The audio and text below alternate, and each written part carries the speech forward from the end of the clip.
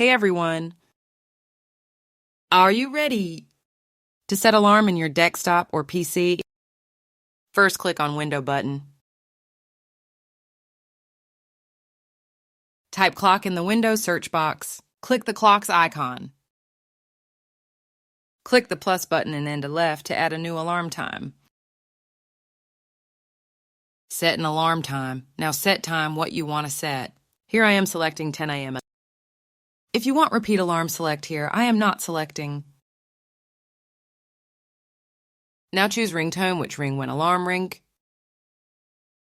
Check the tones while clicking on triangle button. I am selecting bounce tune here.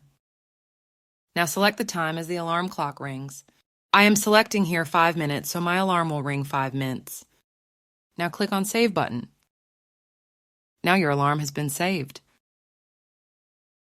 If you want to cancel your alarm, click on this button. Then your alarm will not be ring. If you click here again now, your alarm will ring on time. Thank you for watching. Subscribe, like, comment, share.